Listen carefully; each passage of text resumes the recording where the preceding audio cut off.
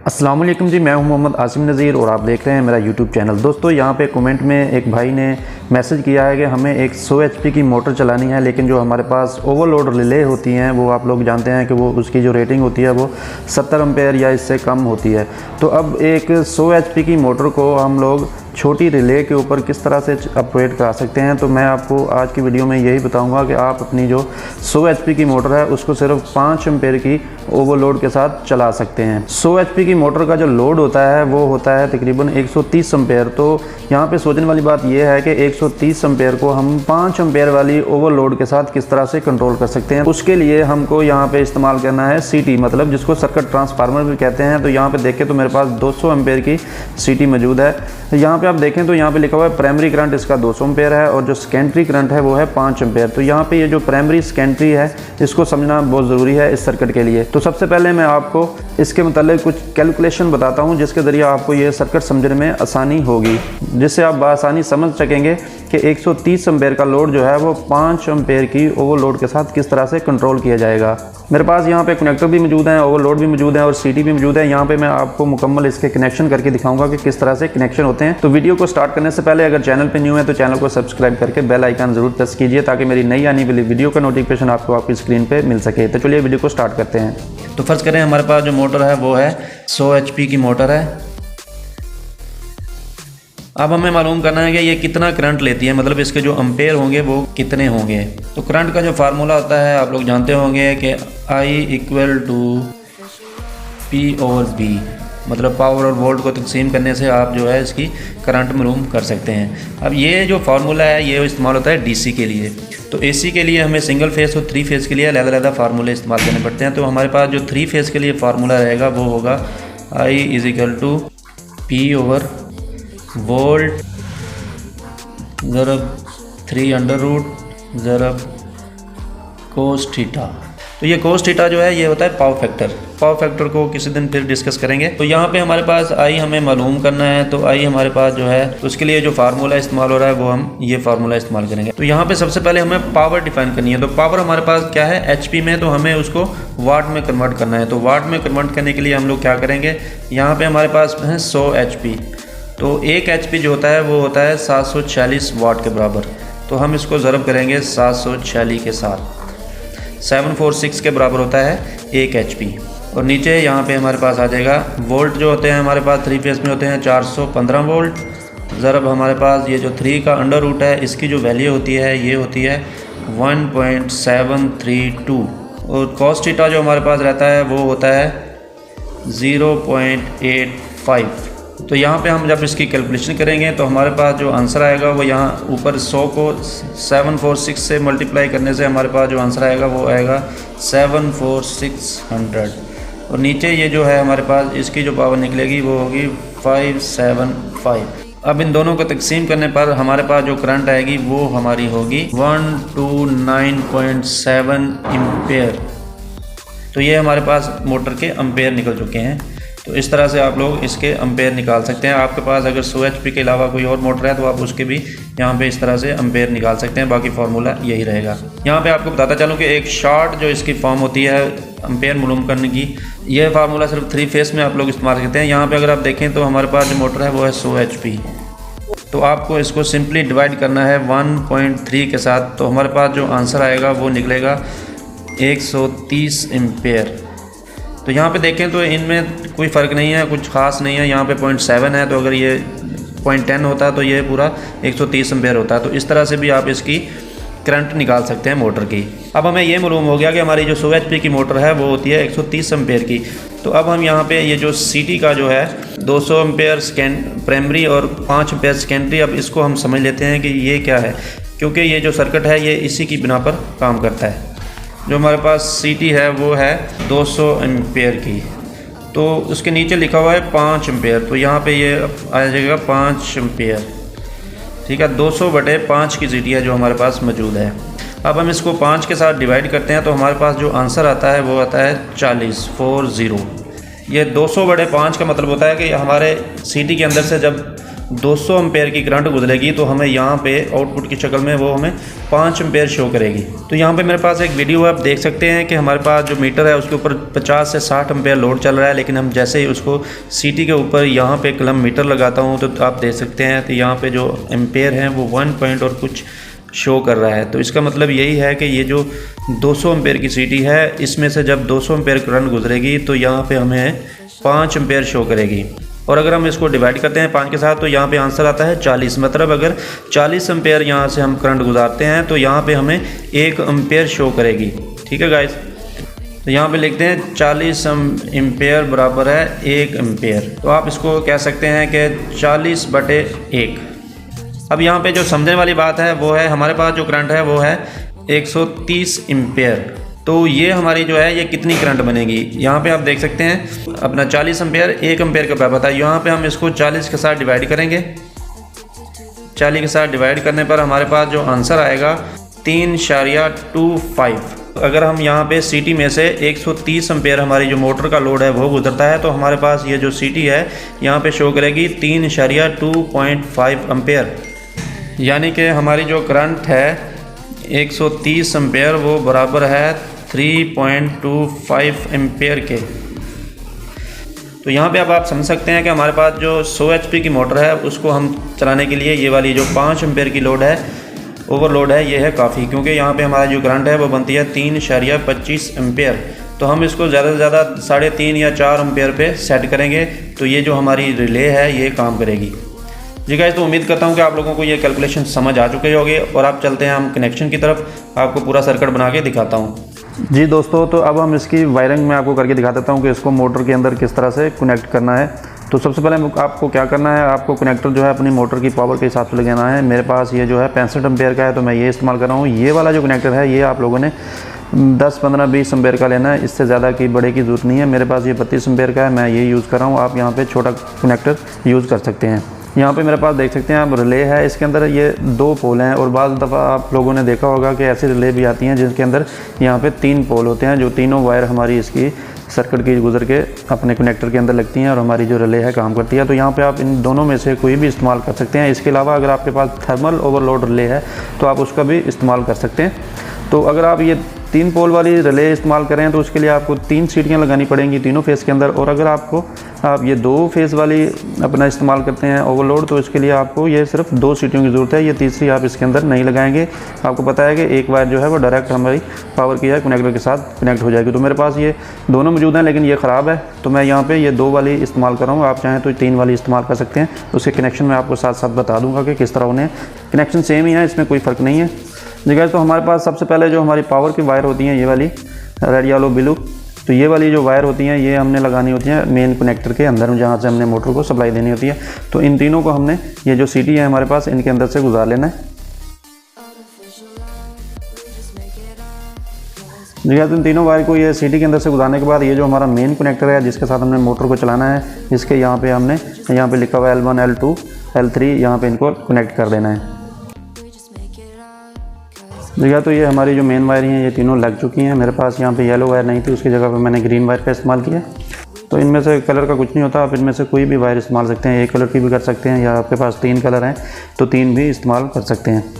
अब उसके बाद आपको पता है कि यहाँ पे जो हमारी अपना होती है सीटी, इसके ऊपर यहाँ पे 2 पॉइंट होते हैं, ये वाला फर्ज करें हम इसको ले लेते हैं। ये हमारा A1 है और ये A2 है। इस तरह ये हमारा A1, A2, A1 और A2।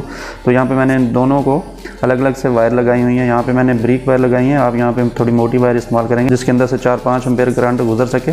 329 या 729 वायर का इस्तेमाल करेंगे।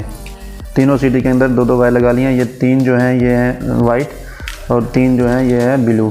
मैं यहाँ पे जैसे कि आपको बता चुका हूँ कि मैं यहाँ पे 2 होल वाली रिले इस्तेमाल कर रहा हूँ, इसलिए मैं यहाँ पे फ़िलहाल एक सीटी जो है ये निकाल देता हूँ। लेकिन कनेक्शन करने के बाद मैं आपको बता दूंगा कि अगर आप 3 पोल यहाँ पे ये वाली सीटी इस्तेमाल करते हैं या थर्मल लोड इस्तेमाल करते हैं तो उसके लिए आपने किस तरह से कनेक्शन करने हैं वो मैं आपको बाद में बता दूंगा। तो यहाँ पे मैं एक सीटी जो है इसको साइड पे कर देता हूँ। जगह तो एक सीटी हमने साइड पे कर दिया मैंने और ये जो वायर है ये डायरेक्ट एक किस्म की हमारी कनेक्टर के अंदर लग जाएगी। अब हमारे पास बची हैं ये वाली 2 वाइट वायर और 2 बची हैं ब्लू। तो इस तरह हमने तरतीब के साथ पहले ये जो हमारी पहली सीटी की जो पहली वायर है ये हमने कनेक्टर के यहाँ पे जो मेन टर्मिनल होता है जहाँ पे हम मोटर के कनेक्शन करते हैं यहाँ पे L1 जो होता है यहाँ पे हमने लगा देना है इसको। और इसके साथ जो दूसरी सीटी वाली वायर है वो वाली, ये पहली की हमने छोड़ देनी है इसकी, ये वाली। और इसकी जो दूसरी वायर है ये वाली, दूसरी सीटी की जो वायर है इसकी, ये हमने दूसरे पॉइंट के अंदर लगा देनी है, ये वाले यहाँ पे L3 जहाँ पे लिखा हुआ है। ये सेंटर वाला पॉइंट हमारा जो है बच गया है, क्योंकि हमारे पास सिर्फ 2 सीटियाँ, अगर तीसरी हम सीटी लगाते तो तीसरी वायर हमने यहाँ पे लगानी थी। अब उसके बाद क्या करना है, ये वाली जो हमारी पहली सीटी है जिसकी हमने A1 ऊपर लगाई है, उसकी जो दूसरी वायर है ये हमने कनेक्टर के नीचे लगानी है, सेम उसके सामने जहाँ पे हमने इसकी जो पहली वायर लगा रखी है, ये वाली इसी सीटी की जहाँ पहली वायर है उसके नीचे ही हमारी दूसरी सीटी की वायर आएगी। लेकिन इसको हमने, ये जो हमारी ओवरलोड है इसके ये जो वाला टर्मिनल है इसके अंदर से गुजारनी है, जिस तरह से हम आम मोटर के लिए ओवरलोड का कनेक्शन करते हैं। तो इसके अंदर से गुजार के हमने यहाँ पे इसके सेम सामने वाले टर्मिनल के अंदर इसको लगा देना है जी गाइस। तो उसके बाद ये जो दूसरी सीटी की दूसरी वायर है, जहाँ जो हमने ब्लू वायर है, ये वाली भी हमने यहाँ सेम इसी तरह ओवरलोड के दूसरे जो इसका होल है, यहाँ पे टर्मिनल है, यहाँ से गुजारनी है। गुजारने के बाद हमने इसको भी सेम जहाँ पे हमने इस सीटी के ऊपर यहाँ पे वाइट वायर लगाई है उसके नीचे यहाँ पे हमने कनेक्ट कर देनी है, यानी कि इन दोनों पॉइंट्स को हमने आपस में शॉर्ट करना है। यानी कि जब हमारा कनेक्टर चले तो ये वाले पॉइंट जो आपस में ये वाले दोनों मिल जाएँ। जी तो ये हमारी जो है रिले के कनेक्शन यहाँ पे हो चुके हैं। अब मैं आपको बताता हूँ, अगर आप यहाँ पे आपके पास 3 पोल वाली रिले है या थर्मल ओवरलोड रिले है, तो आप उसके साथ ये जो हमने तीसरी वाली सीटी निकाली है उसकी जो 2 वायर हैं वो भी आपने सेम यहाँ पे, एक जो उसकी वाइट वायर है यहाँ पे सेंटर में लगा देनी है यहाँ पे कनेक्टर के, और जो तीसरी वायर है इसके सेंटर में से गुजार के इसके ये जो दरमियान वाला पॉइंट है यहाँ पे इसके साथ अटैच कर देनी है। तो इस तरह ये तीनों आपस में शॉर्ट हो जाएंगी। तो मेरे पास ये 2 वाली थी तो मैंने यहाँ पे 2 वायर का इस्तेमाल किया है। जैसे कि आप लोग जानते हैं कि आम जब हम ओवरलोड को लगाते हैं तो ये 2 वाली भी हमारी सही काम करती है और ये 3 वाली भी हमारी बिल्कुल सेम ही काम करती है जी गाइस। तो उसके बाद हमारे आ जाते हैं कंट्रोल के कनेक्शन। कंट्रोल के लिए हमें, आपको पता है कि 2 पुश की ज़रूरत होती है, एक हमें चलाना स्टार्ट करने के लिए और एक होता है बंद करने के लिए। तो इसके कनेक्शन हम आम जिस तरह हम स्टार्टर बनाते हैं तो सेम वही तरीके से होंगे। तो ये हमारा मेन कनेक्टर है, इसको हमने चलाना है, जिसके साथ हमारी मोटर कनेक्ट होनी है। अगर आपके पास 220 वोल्ट के कनेक्टर हैं तो आपके पास एक न्यूट्रल और एक फेस इस्तेमाल करेंगे, और अगर आपके पास 440 के कनेक्टर हैं कि दोनों आप उसके लिए फेस का इस्तेमाल करेंगे। तो मेरे पास ये 220 है तो मैं एक न्यूट्रल और एक फेस का इस्तेमाल करूंगा। तो सबसे पहले तो आप लोग जानते हैं कि तमाम चीज़ों को एक जो न्यूट्रल होती है वो डायरेक्ट की दी होती है, तो मैं इन तीनों को न्यूट्रल को डायरेक्ट लगा देता हूँ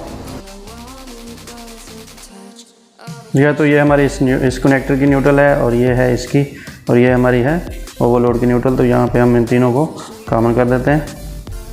यहाँ पे इस तरह से आप इनको जोड़ देना है, इसको कॉमन कर देता हूँ। यहाँ पे हमें इनको न्यूट्रल सप्लाई देना होती है ठीक है। तो यहाँ पे हमारी जो फेस वायर होती है ये ओवरलोड के अंदर से यहाँ से निकलने के बाद हमारे जो रेड पुश बटन है उसके अंदर लगती है, उसके बाद हमारे ग्रीन पुश बटन के अंदर लगती है। जिस तरह हम आम एक स्टार्टर को स्टार्ट करते हैं, तो यहाँ पे मैं इसको पहले यहाँ पे इसको मेन सप्लाई दूंगा जिससे हमारी रिले ऑन होगी। उसके बाद यहाँ पे एक लूप डालने के बाद यहाँ पे हमें सप्लाई मिलती है, और उसके बाद यहाँ पे ये जो 2 पॉइंट होते हैं नॉर्मली ओपन और नॉर्मली क्लोज, यहाँ से एक वायर लगाने के बाद हम रेड पुश बटन के अंदर लगाते हैं। तो मैं यहाँ पे ये वाली जो फेस वायर है इसको लगा देता हूँ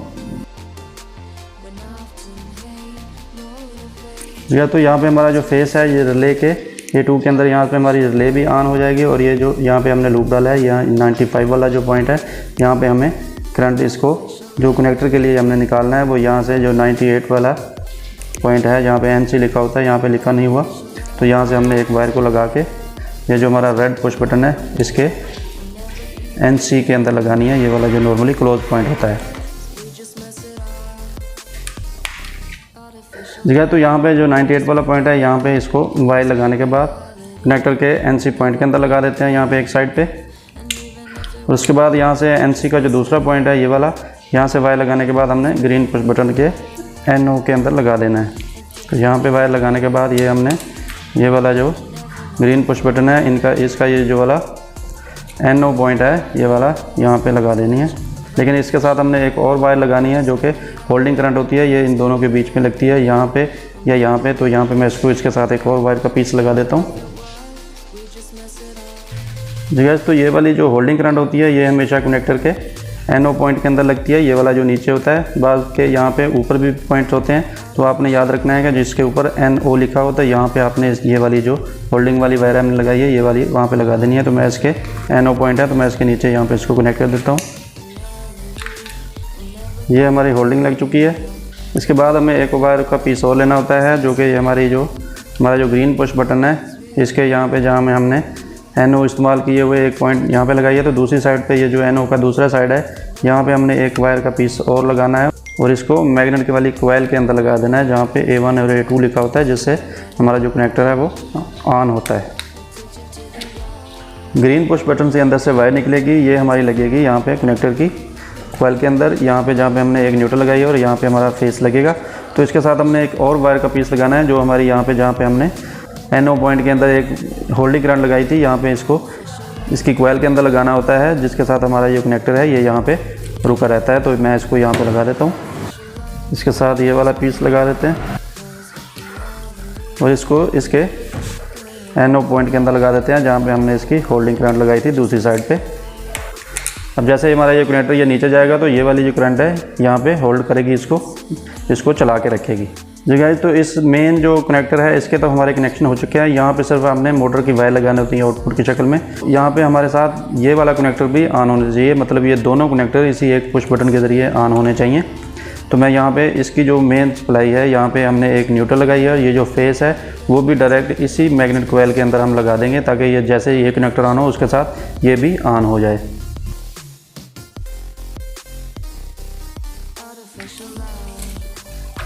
जी गाइस, तो यहाँ पे आप पुश बटन प्रेस करने से हमारा ये दोनों कनेक्टर हैं जो एक साथ ऑन होंगे। अब मैं यहाँ पे इसको सप्लाई देके आपको चला के दिखाता हूँ और समझाता हूँ कि ये किस तरह से काम करेगी। तो ये तो हमारा हो गया मेन कनेक्टर, जिसके साथ हमारी जो मोटर कनेक्ट होगी। यहाँ पे ये हमारे 3 फेस हैं और ये हमारी है मोटर। और ये जो हमारा कनेक्टर है ये हमारा सिर्फ इस रिले के लिए लगा हुआ है। यहाँ पे जब इसको ऑपरेट करेंगे तो ये जैसे ये कनेक्टर चलेगा और साथ ये भी चलेगा, तो ये वाले जो पॉइंट हैं रिले इसके ऊपर सीटी के ऊपर, ये वाले जो पॉइंट हैं ये आपस में शॉर्ट हो गए होंगे, तो इसमें से जो करंट गुजरेगी वो इसको सेंस करेगी।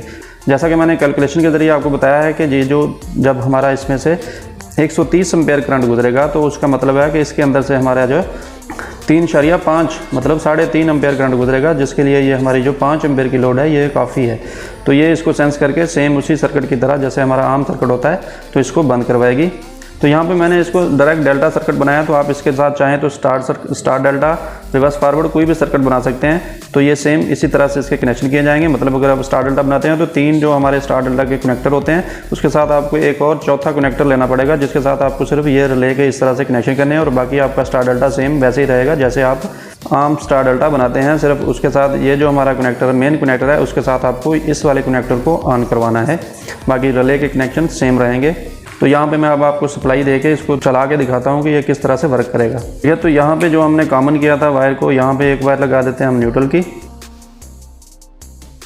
और यहाँ पे जहाँ पे रिले के अंदर हमने एक वायर लगाई थी ये वाली, इसको हम फेस वायर लगा देते हैं, जो कि हमारी रिले के अंदर से होके पुश बटन के अंदर जाएगी और हमारा पूरा सर्किट जो है ऑन होगा। ठीक है, तो यहाँ पे देखें जैसे ही हमने सप्लाई के साथ इसको कनेक्ट किया, हमारी जो रिले है ऑन हो चुकी है। अब हम जैसे ही इसको ग्रीन पुश बटन को प्रेस करेंगे तो हमारे जो दोनों कनेक्टर हैं ये देख सकते हैं ऑन हो चुके हैं। तो अब ये रिले किस तरह से काम करेगी, यहाँ से जब हमारी मोटर है इसको हम 3 वायर लगा के मोटर को लगाएंगे, तो हमारी जो ये सीटी लगी हुई हैं ये हम सेंस करेंगी कि हमारी जो मोटर है कितने एम्पेयर पे चल रही है। तो जैसा कि मैंने आपको बताया था कि जब इसमें से 130 एम्पेयर गुजरेंगे तो यहाँ पे जो ये वायर हैं ये वाली, यहाँ पे वो 3.5 एम्पेयर शो करेगी, जिसके लिए हमारी जो ये 5 एम्पेयर की लोड है ये काफ़ी है। तो ये आम रिले की तरह यहाँ से 5 एम्पेयर पे इसको ट्रिप करेगी। यहाँ पे इसकी हमने सेटिंग रखी है 4 या 3.5-4 एम्पेयर पे।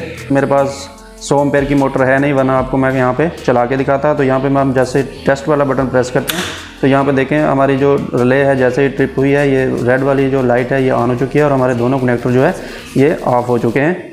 उम्मीद करता हूँ कि आप लोगों को ये समझ आ चुका होगा कि ये किस तरह से 100 HP की मोटर को एक छोटी 5 एम्पेयर वाली ओवरलोड के साथ कंट्रोल किया जाता है। इसके अलावा अगर आप देखना चाहते हैं कि star delta reverse forward circuit किस तरह बनाए जाते हैं, तो वो मेरे चैनल पे वीडियो मौजूद हैं, वो देख के आप सर्किट बना सकते हैं। और उसके अंदर इसी तरह से अगर आप लगाना चाहें तो ये वाली सीटी लगा के ओवरलोड लगा के कनेक्शन कर सकते हैं। मिलते हैं नेक्स्ट वीडियो में, तब तक के लिए इजाज़त चाहता हूँ। अल्लाह हाफिज़।